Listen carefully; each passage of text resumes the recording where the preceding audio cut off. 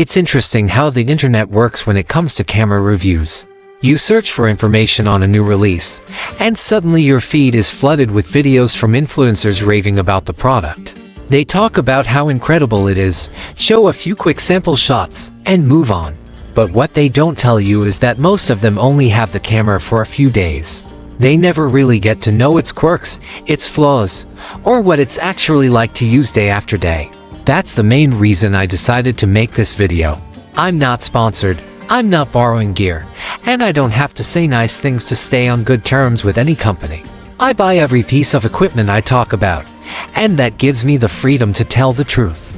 In this case, the truth is that the new Hasselblad X2D2 isn't quite the upgrade people might expect. I've been a Hasselblad user for a long time. I own the original X2D, I have several of the XCD lenses, and I also own the full Fujifilm GFX lineup. So when I compare systems, it's not theory, it's hands-on experience. I know what works, what doesn't, and what really matters in daily use. When the X2D2 was announced, it was presented as the natural successor to the X2D, the next logical step. It's newer, more advanced, and supposedly more capable. But after using it in real situations, I've found that newer doesn't always mean better. The first thing that caught my attention was the autofocus system. The new X2D2 was advertised as having continuous autofocus, something the previous model lacked. That sounded great finally, a Hasselblad medium format camera that could track moving subjects. But here's the catch, it only works with the new generation of XCD lenses. If you own any of the older XCD lenses, like I do, you'll quickly realize that the AFC option is grayed out in the menu. It simply doesn't function. I updated the camera, updated the lenses, tried everything I could think of. Still nothing. Then, out of curiosity, I mounted one of the new lenses, and suddenly AFC became available.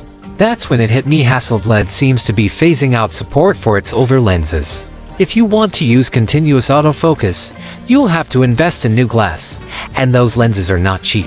It feels like they're quietly pushing loyal users to spend even more just to access features that should already work. Then there's the issue of interval shooting. I do a lot of interval work, especially for lightning and time-lapse photography. The X2D allowed intervals as short as 2 seconds, which was perfect for that kind of shooting. The X2D2, on the other hand, limits you to 7 seconds between shots. That's a huge difference. Even after a firmware update, the minimum interval only dropped to 5 seconds. That's still too slow for capturing quick and predictable events. When you're photographing lightning, a few seconds can mean the difference between catching the perfect strike and missing it entirely. It's hard to understand why they would reduce that flexibility, especially in a newer model. Fujifilm's GFX line, for example, lets you go down to 1 second. Hasselblad's decision to limit it to 5 feels unnecessarily restrictive. Another thing that really stood out to me was the screen. The first time I looked through the monitor on the X2D2, something seemed off. The colors didn't look right, there was a strange bluish tint, and browns looked slightly wrong. It's subtle, but if you've spent years judging color accuracy through your viewfinder, it's the kind of thing that drives you crazy. On the original X2D, the screen was perfect. What you saw on the display was what you got in the final image.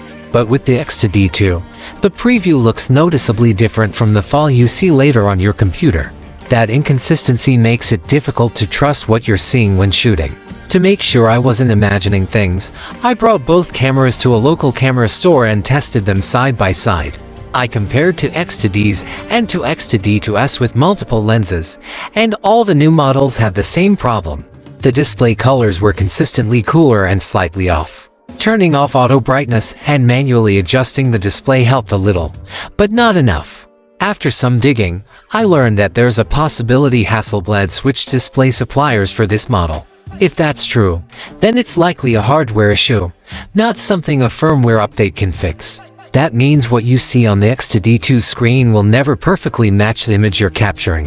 For a professional camera in this price range, that's disappointing. Then there's HDR mode. On the surface, it looks like a nice new addition since the original X2D didn't have it. But there's a big problem. It doesn't work in manual mode.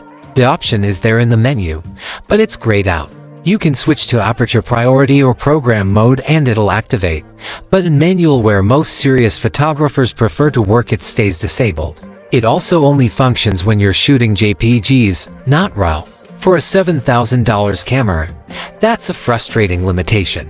HDR should be a tool that enhances flexibility, not one that dictates how you're allowed to shoot. At this point, it starts to feel like the X2D2 was released before all the details were worked out.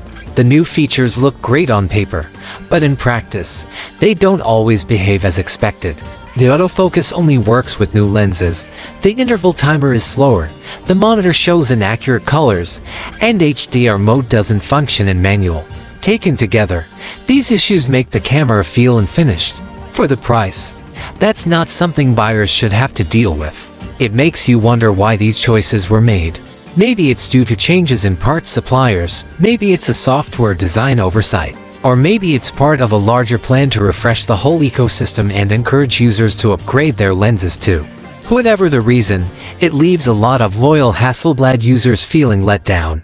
The original X2D wasn't perfect, but it had a certain reliability and simplicity that made it a joy to use. The new version adds features but sacrifices some of that confidence. If you're considering upgrading from the X2D to the X2D2, you might want to pause for a moment. If you're new to the system, you probably won't notice the differences and will likely be happy with it. It's still a Hasselblad, after all, and the image quality is undeniably stunning. The files are rich, detailed, and full of that signature color depth the brand is known for. But for anyone who's used the previous model extensively, the changes are hard to ignore. The screen alone can throw off your workflow if you depend on what you see in the field.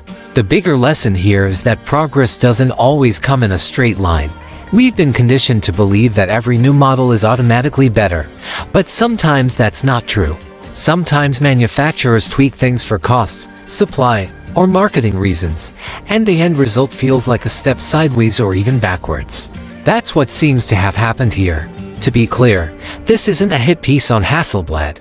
I still admire their craftsmanship, design, and image quality. But it's important for people spending this kind of money to know exactly what they're getting. When you're investing thousands of dollars into a camera, you deserve transparency. One of the reasons people trust independent reviews is because we can say things others can't. When influencers rush out glowing reviews days after a product launches, they're usually working within brand-imposed time limits and guidelines. I don't have to play that game. I bought the X2D2 myself, with my own money, and I can say what I truly think. That's what makes this kind of review valuable: honesty without obligation. Right now, my plan is to continue testing the X2D2, take both models back to the camera store, and try some color calibration tests. If I can get the new screen close to the old one, I'll share those results. But my suspicion is that it's a hardware limitation. If Hasselblad really did change the display manufacturer, no amount of tweaking will fix that difference. At the end of the day, the X2D2 is still capable of producing breathtaking images. It's a beautiful piece of equipment, solidly built, and capable of professional results. But for a camera marketed as a step up from its predecessor, the compromises stand out. So my advice is simple: if you already own the X2D, think twice before upgrading. If you're new to the system, it's still worth considering, but go in with realistic expectations. The whole experience reminds me why it's so important to test gear for yourself and not rely solely on influencer hype. Cameras are tools, and what matters most is how well they fit your workflow and shooting style. For me, the original X2D remains the more trustworthy companion. As for what's next, I'm working on something exciting: a masterclass here in Malaysia next year. It'll be an intensive 5-day workshop focused on shooting, lighting, and street photography. Hotel and meals included, with full-day sessions of hands-on learning. My good friend Mr. Wu will be joining too, and participants will be able to talk to him personally and bring any camera they like, whether digital or film. I'll be sharing more details soon, so stay tuned if that interests you.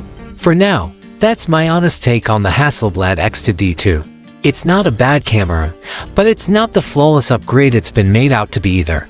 Sometimes, the older model still holds its ground better than expected. So if you're thinking of buying one, make sure you know exactly what you're getting into. Shoot smart, test your gear, and as always, trust your own eyes over the hype.